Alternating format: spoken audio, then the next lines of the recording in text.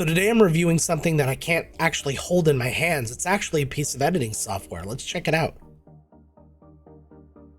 Hey everybody, welcome back to the channel. I am Joe Finley, and today we are looking at Wondershare's Filmora 11. Before we even get started, I've got quite a cold right now, so if that's what you're hearing, it's not a sound problem. Don't, go adjusting headphone EQ or something like that. I'm a little nasally. We're gonna power through. It's no big deal. And while I've got you here, some pretty big announcements coming up. I'm gonna be moving away from Twitch and actually bringing all of my streaming onto YouTube. I will be streaming live on this channel when we're talking about gear, just chatting. You can watch me do some editing, things like that. But any of my gaming stuff, I'm actually opening up a new channel called Miscast Play. And as of the releasing of this video, there's no videos on that channel right now. But if you want to go over there and subscribe so that you're ready when the first video drops, go do that. Okay, so when we talk about nonlinear editors, usually we think kind of about the big three, right? Final Cut, DaVinci Resolve, Adobe Premiere. I know that those aren't the only options that are out there. There's tons of other things, iMovie and all sorts of, you can use CapCut, all sorts of stuff. But this software, while I've heard of it, hadn't really entered my radar before. So it was really cool to get a look. Now I will say that Wondershare provided me with a code to give me access to this software and some other software to have a look at in its full form, but they haven't paid me in any way for this review. My thoughts are my own. They don't get to see this. All the things you say when it's not a sponsored video. So this is what we're looking at when we actually open up the program. This is not going to be a tutorial by any means. We're just kind of navigating to show you what kind of features they have. Auto reframe is actually going to take all of your video footage and reframe it to whatever project that you're actually working on. The auto beat sync is really cool because it's actually going to help you edit to the beat of the music that you choose. So you choose your music file and then go through there. The screen recorder is really cool because it'll actually capture your display the whole time that you're recording, and then when you're done, it actually brings it up into a timeline for you to edit. And then you got AI portrait, which will let you take a piece of content, take any of these AI portrait effects, you can just drag them down onto here. And in this case, you can see it just completely removed my background for me, nice and cleanly, in fact. And you can see some other little effects that you can do with that. So if you would just want to start a new project, you can also go down here and you can just hit project. That's where we're in right now. Under aspect ratio, you can select what format you want to do. So if you're doing TikToks or YouTube shorts or something, you can select this format. If you're doing something cinematic, you can go down here, but it automatically just sets it all up for you. Right off the bat, looks very similar to any other NLE that you've ever used. There's a ton of stuff in here. So let's just bring in a couple of pieces of stock media, just some things that we can utilize here. So we'll just drag some stuff into our timeline. You can actually see we're connected directly to Pexels, Giphy, Pixabay, and Unsplash. I use Pexels and Unsplash all the time, so it's really cool that you can just find that natively in here. You just find your content, it will download the content directly for you, and then you can just drag it directly onto your timeline. So going through your media, there's a lot of things you can have here. So there are lots of sample colors that you can use, sample videos that are available to you, and then there's a bunch of green screen effects right here. You can just take one and drag it directly down onto your playlist. You have the green screen here, so what you need to do is actually go down into your edits and select your chroma key, and once you do that, it comes up. Should I have not done this with a seal?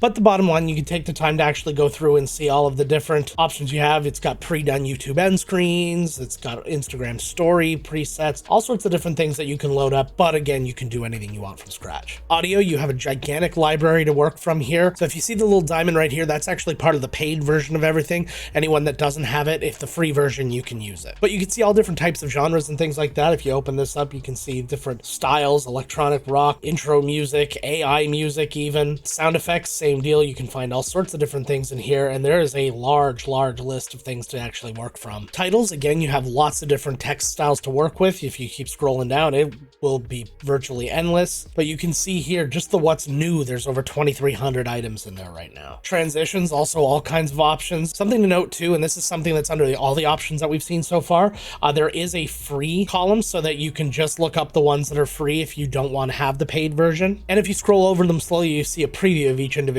transition. Effects, another laundry list of things that you can add to here. All you got to do is take one and drag it directly down onto your content, and you get something to look at here. Some pretty cool cinematic ones. And then you have the new blue effects and Boris effects that come with the paid version that give you all kinds of different little stylistic options in here. So here's just a nice little example of one of these effects. Oh man, it's worse now, isn't it? I'm doing this seal dirty. But you also have a bunch of LUTs for color correction and some pretty cool overlays for gaming content. Plus, if you do tutorials, there's a number of things in here as well. The really cool thing about Filmora is they've actually taken a lot of options and consolidated them all into one program. So if I'm using DaVinci Resolve, I might have to go to Motion VFX or Action Effects, all sorts of different people to get different plugins and things like that. Some I have to pay for, some are free, but Filmora comes with so many that most creators wouldn't even have to look outside of it, which is probably a good thing because as far as I know, no third-party companies actually interact with Filmora outside of its software. But Wondershare, you guys can correct me if I'm wrong. Under Elements, you can find another whole host of things to add to your footage. It's just, again, by dragging and dropping on top of here, and now I've got a solid Eye of Sauron just floating around over top of that ocean. And these elements can include things like tutorial, arrows, and magnifiers and things like that. Some simple calls to action. So if I want to take a shot like this, which is just this nice slow drone shot here, and I right click, I'm going to go to a speed ramp, and then it actually gives me some presets for some speed ramp. You can also customize these and do whatever, but if you can just do something really simple like this, it gives you all of the keyframes ahead of time. So all you have to do is go through and you can see the speed and how it actually works. Then you have your slow-mo moment, and then speed back up. Other things you can do with your footage, obviously you can do stabilization. We've done chroma key. You can do a lens correction, put a drop shadow on anything if there's a mask on it, or if you have a smaller window in place. You can do an auto enhance if you're kind of a beginner and you don't really want to get into all that. You can create simple masks right here just by going in and selecting your shape and then creating a shape over it, and then you have a mask. You have color options here. This is the simpler version. We can go into another one after, but you can add some nice 3D LUTs here. Just go down and they have some things already available to you. You can see how it quickly recolored that. You can do animations of your footage as well, so just some simple options here, and you see how it would behave in these little previews. There's all kinds of options down there, just pick, or you can customize and actually add your keyframes and do your scale and make all those changes. If we want to do a little bit more color correction, we can actually go into color correction here, and then it's going to give you its own menu here, and it has a lot of different options as far as presets are concerned, and there's some pretty ones in there, or you can do adjustments, and you can do a lot right from here. Now, it's not going to be as good as the color correction that you'd find on something like DaVinci Resolve, but I mean, for most people, this should be sufficient. Now, this one here's an interesting one because it actually does something that costs $100 to do it from a third-party company. If you've heard of Recut, which I highly recommend if you're using a different editing program, it will actually go through and find the silence in a piece of footage and cut it all out so that you're not spending all of your time scrolling through silence to find the takes. So now you just have all of your takes, and then you can just take out the bad ones, and then you've got a really quick rough cut. But these guys have gone and made it native to their actual program. So if I bring in a piece of content and I right click, you go to silence detection, it actually goes here, and you have certain thresholds that you want to have, volume thresholds. So I'm gonna do like a 10% threshold. These are actually all the same kind of options that you have in Recut as well. Then just restart. You'll see it's actually doing the processing now, and you can now see it has cut out all of my moments of silence from this long thing. I had a really big pause here. So now all I have to do is hit export to timeline, and now you can see all the individual cuts from my footage. After that, we have another cool one because we have our speech to text, and all I have to do is click on this, and it'll give me a transcriber tool here. And in this case, I'm just selecting this individual clip, but you can do the entire timeline or whatever you want, and just click OK. And it provides the text as a separate clip ready to go. And while most transcribers are not perfect, and this one certainly isn't, if you double click on the clip, you can actually go through the text and correct it when need be. Now, this is an extra cost on Filmora. They actually give you a certain amount when you get the paid version, but then to get more time, you actually have to go in and buy it. There are monthly subscriptions for that. And then the last one here is you can actually do text to speech. So I've taken this text and then you can turn it to speech, and it gives you a bunch of voices to work off of. So if you're making a TikTok or something like that, and you want to just do all of that natively in here, it lets you. You have a few other little cool controls over here. So you have your render preview. So if you're throwing a lot of effects and things like that on here, it's going to slow down the playout. So if you do the render preview, it's going to give you a rendered low-res version of the video for you to be able to preview, so it'll play back faster. You can record voiceover directly on here. So if you have your footage, you can hit from here and then actually select your mic in that and then just hit record. And then we can do a little bit of really quick recording, and it's very good because all you have to do is keep talking as long as the time you need. And there you go. It automatically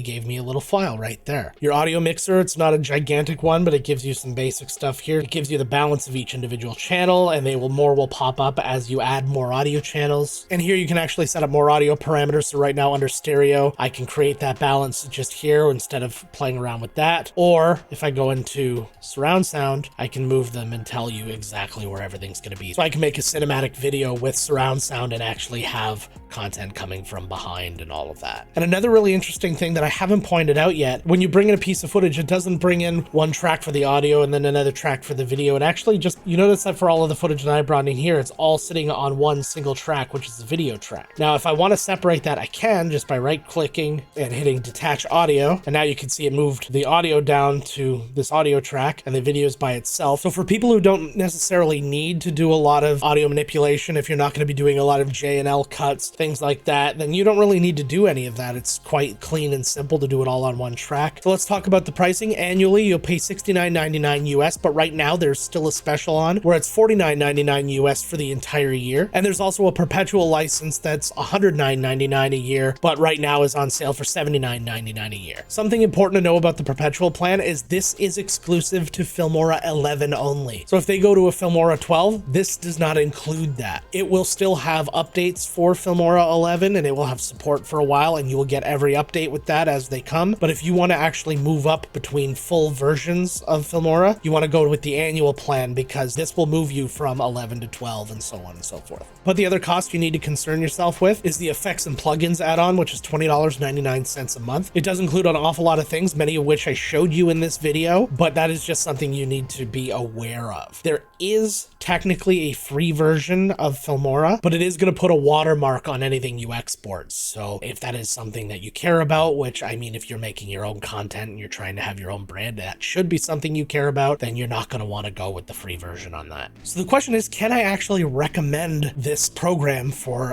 content creators? And the answer is like, yeah, sometimes. I think that if you're a beginner or if you're somebody who's making very flashy kind of videos, you doing a lot of shorts, I think would be a really good example. Try out the annual plan, do a year. It's $50. That's no real gigantic hit. It can do a lot of things natively and very quickly for you that some of the other ones can't do. DaVinci Resolve is an excellent free option, but what it has in terms of plugins that are free, it's actually a very, very low bar that they hit. So like I said, I'd recommend trying the annual plan. Don't get the add-on right away. See what you can do without the add-on and then see what the add-on can actually offer you. And then try the 7 days free and then mess around with it a little bit. If you're finding that you're not going to use that stuff in your content creation, then cancel it before you get charged. But when you think about the extra stock footage, the ability to do motion tracking, the silence detection and things like that, for $50 for an entire year, that's a really good price. But if you're somebody who's used Filmora or you're interested and you're about to give it a try, let me know what you think about it down in the comments. I'd love to hear what other people's reactions are to it. And if you want to see what a finished product looks like coming out of Filmora, you can check out this video right here that I did edit in Filmora. And until next time, gang,